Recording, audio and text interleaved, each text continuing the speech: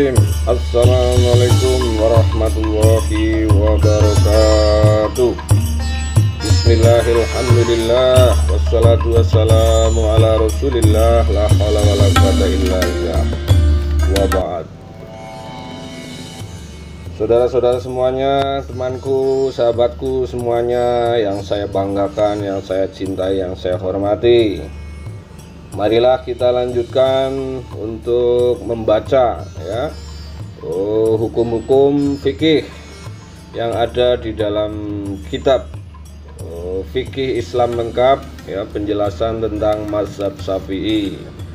Dan pada hari ini masih membahas atau masih berkisar soal kitab Toharoh, dimana pada hari ini kita akan membacakan tentang macam-macam najis ya, macam-macam najis. Kita langsung saja ya.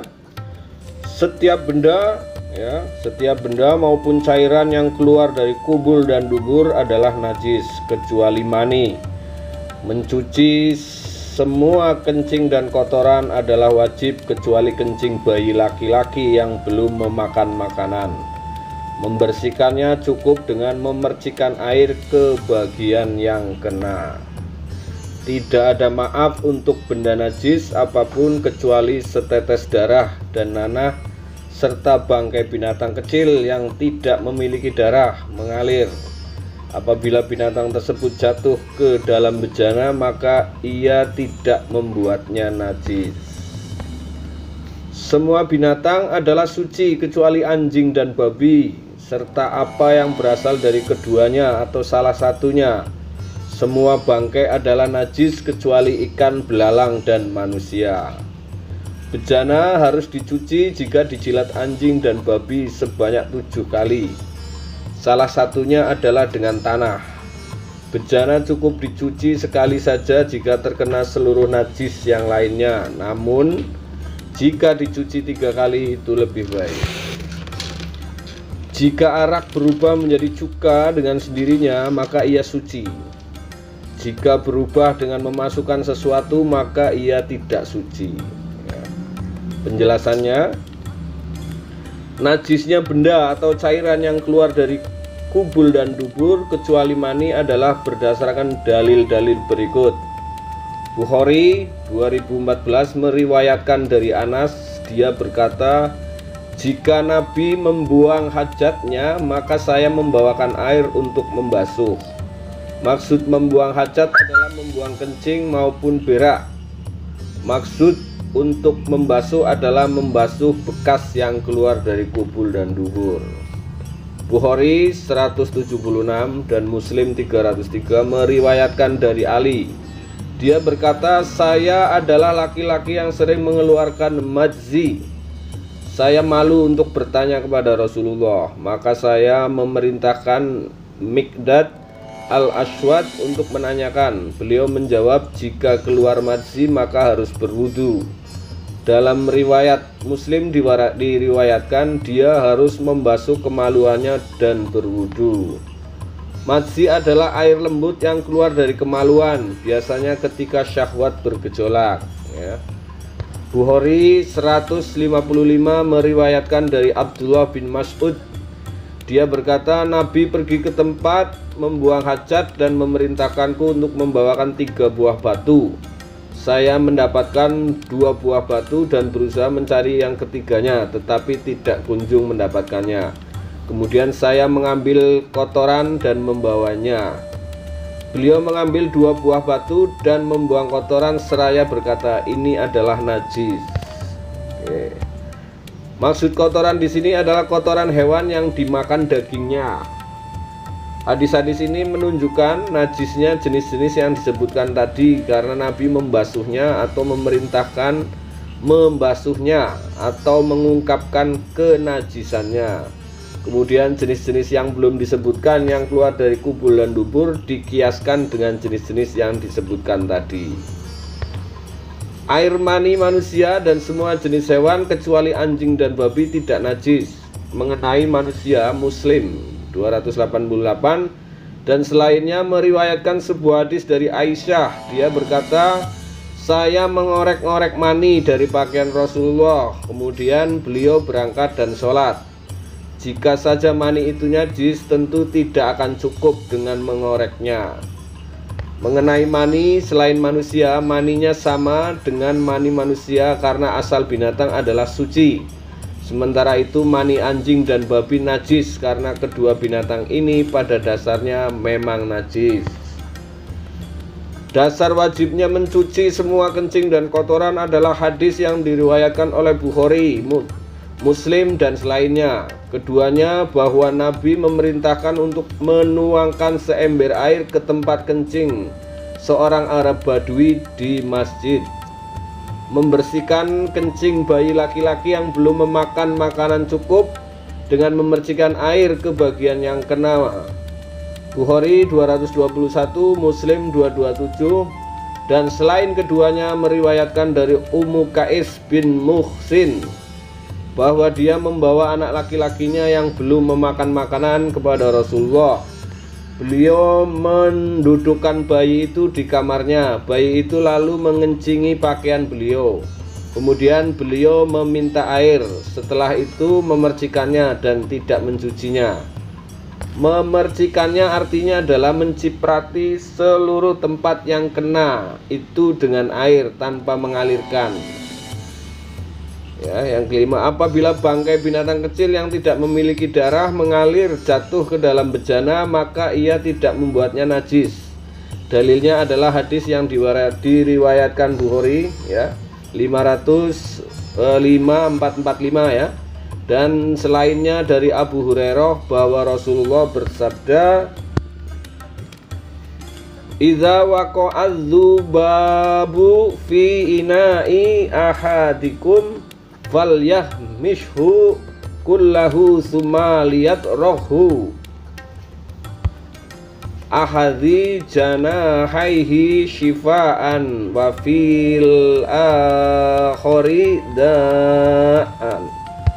Oke, artinya jika seekor lalat masuk ke dalam bejana salah seorang di antara kalian, maka benamkanlah seluruhnya, kemudian buanglah.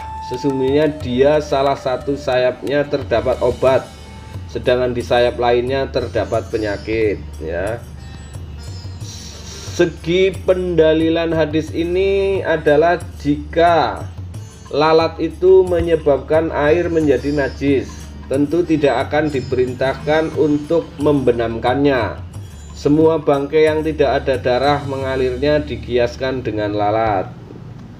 Semua binatang adalah suci kecuali anjing dan babi, serta apa yang berasal dari keduanya atau salah satunya.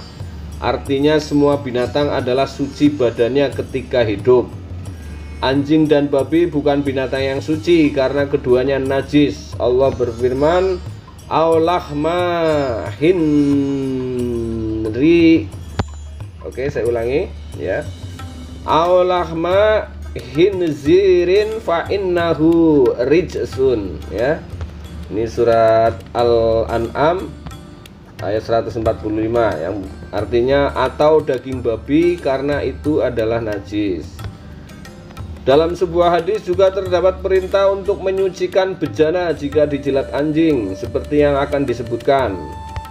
Ya, seluruh bangkai adalah najis selain bangkai ikan, belalang, dan manusia. Bangkai ikan dan belalang itu suci berdasarkan sabda Rasulullah. Dihalalkan bagi kita dua bangkai. Masalah ini akan disebutkan lebih lanjut dalam pembahasan tentang buruan dan sembelian. Ya. Bejana harus dicuci jika dijilat anjing dan babi sebanyak 7 kali. Salah satunya adalah dengan tanah. Bukhari 170 dan Muslim 279 meriwayatkan dari Abu Hurairah bahwa Rasulullah bersabda, "Idza saribal kalbu fi ina'i ahadikum falyasilhu sab'a." Ya. Jika anjing minum di bejana salah seorang di antara kalian, hendaklah dia mencucinya sebanyak 7 kali. Ya. Dalam riwayat Muslim, ya, disebutkan, ya, Tohuru ina'i ahadikum idza walahu fihil kalbu an yahsilahu sab'a marratin ulahunna biturab, ya, yang artinya sucinya bejana salah seorang di antara kalian jika dijilat anjing adalah dia harus mencucinya sebanyak 7 kali. Pertamanya adalah dengan tanah, ya. Daruqutni, ya, 1/65 meriwayatkan salah satunya adalah dengan kerikil kecil, maksudnya adalah tanah, ya. Babi dikiaskan dengan anjing karena lebih berbahaya dan mulutnya lebih utama untuk dicuci dari selainnya. Hal ini sebagaimana ditunjukkan oleh hadis mengenai kenajisannya. 10. Bejana cukup dicuci sekali saja jika terkena seluruh najis selain najis dijilat anjing dan babi. Namun demikian jika dicuci 3 kali adalah lebih baik. Dasarnya adalah hadis Ibnu Umar, dahulu sholat itu 50 kali, mandi dari junub 7 kali dan membasuh kencing 7 kali. Nabi terus meminta keringanan sehingga sholat dijadikan 5 kali, mandi dari junub sekali dan membasuh pakaian yang kena kencing sekali. Hadis ini diriwayatkan oleh Abu Daud 247. Dia tidak menilainya dhaif. Najis selain karena jilatan babi dan anjing itu dikiaskan dengan kencing. Selanjutnya, jika arak berubah menjadi cuka dengan sendirinya maka ia suci karena faktor penyebab kenajisannya adalah memabukkan. Hal itu telah hilang dengan berubahnya menjadi cuka.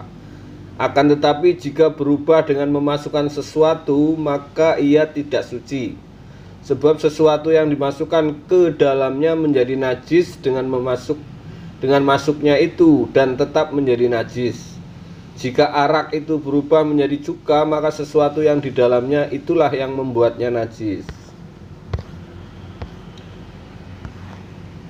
Oke, baiklah teman-teman, ya. Itulah, ya, pembahasan pada hari ini, ya, yaitu tentang